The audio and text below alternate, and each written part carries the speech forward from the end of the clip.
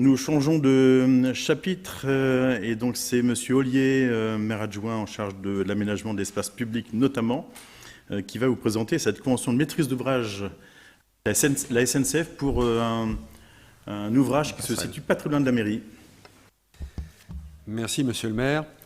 Mes chers collègues, je vous présente donc un projet de convention de maîtrise d'ouvrage unique pour la réfection, en particulier la peinture, de la passerelle qui enjambe les voies entre la rue Velchinger et la rue Amédée d'Ailly. Cette passerelle est de la responsabilité de la mairie, assez ancienne, et elle a besoin d'être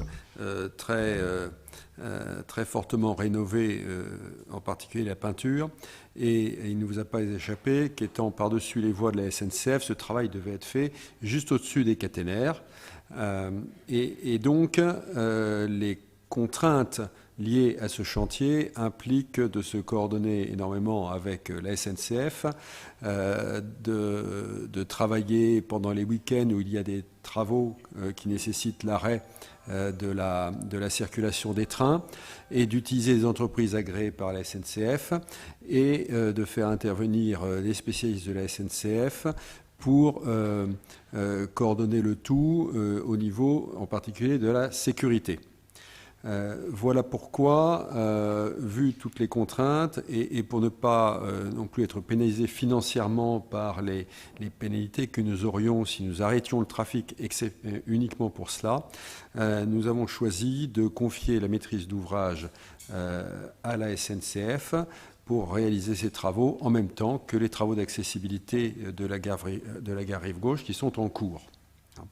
Donc c'est l'objet de cette convention qui porte sur un montant total de 289 000 € hors taxes qui sont décomposés en plusieurs parties. Les travaux, c'est l'essentiel, c'est 230 000 € et puis pour 9 000 € de provision, 32 000 € pour la maîtrise d'œuvre et puis 11 000 € pour la maîtrise d'ouvrage.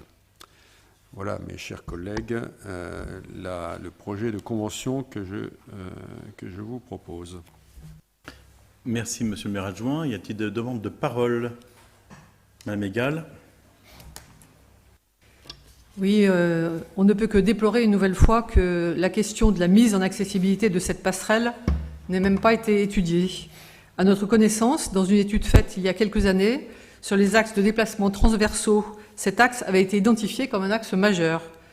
Il connecte en effet le centre du village, comportant la mairie, les écoles, le gymnase, le collège, avec le centre-ville, où l'on trouve le bureau de poste, le marché, les commerces et la médiathèque. Pour cette raison, nous nous abstiendrons. Alors, effectivement, on aurait pu... Monsieur Ollier, vous répondez. Merci, Monsieur le maire. On aurait pu effectivement prévoir l'accessibilité par la mise en place de 2 ascenseurs, ce qui aurait enchéri sérieusement le coût, alors qu'à proximité, il y a quand même 2 passages qui sont bien accessibles. Il y a le passage par la rue Vieux-Sec d'un côté et par la rue Leroy-Beaulieu de l'autre, qui a été mise d'ailleurs récemment en zone 20, donc mieux accessible qu'avant. Donc cette passerelle, elle est très utilisée aujourd'hui, et notamment par les enfants des écoles, mais ce n'est pas le seul passage par-dessus ou par-dessous les voies. Madame Egal, on peut toujours tout imaginer. À un moment donné, il y a une réalité qui s'impose à nous. Là, pour le coup, il fallait reconstruire totalement une passerelle pour la refaire en totalité. Elle n'est pas accessibilisable, en l'occurrence, dans son état actuel.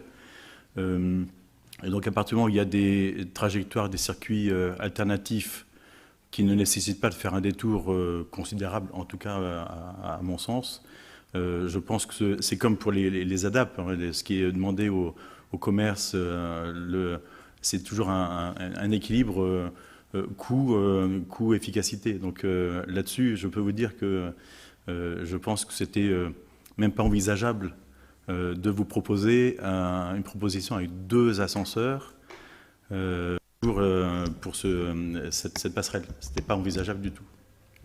Si je peux me permettre d'ajouter aussi un élément, c'est que au point de vue temps, on aurait perdu une partie du temps en utilisant les ascenseurs qu'on n'a pas à prendre quand on passe par les autres côtés. Donc le gain de temps est probablement de quelques minutes. Voilà. À Monaco, il y a plein d'ascenseurs comme ça, mais on n'a pas de casino, c'est ça le problème. Voilà, donc en l'occurrence, et il faut le faire très vite parce que, évidemment, si on rate le créneau des travaux de la gare Rive-Gauche, les travaux, c'est plus au total 200 et quelques mille euros. On était à un coût de l'ordre de 800 000 euros, je crois.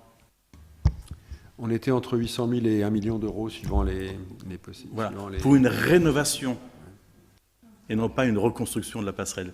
Une rénovation parce qu'il fallait supporter la charge de l'interruption, de l'organisation de l'interruption et du manque à gagner de l'interruption de circulation des trains. Pendant 1 mois et demi, quoi. Madame Egal. Juste pour compléter, les travaux de mise en accessibilité de la gare, ils étaient planifiés depuis fort longtemps. Donc le fait de synchroniser et de profiter de cette occasion pour s'occuper de la passerelle qui est propre à Viroflay, c'est quelque chose qu'on pouvait anticiper. Donc la question de... on avait une fenêtre juste maintenant, nous on a une fenêtre, on la connaît depuis 5 ans, cette fenêtre, on sait qu'elle allait arriver. Donc l'anticipation, on l'avait.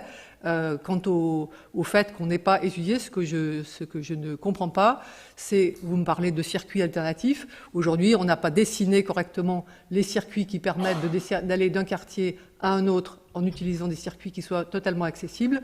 Donc tant que ce travail n'aura pas été fait, on ne peut pas affirmer que ce n'est pas nécessaire de mettre des ascenseurs à cette passerelle.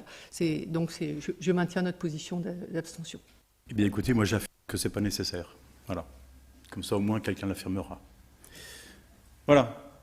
Donc il y a des oppositions, des abstentions, 3 abstentions.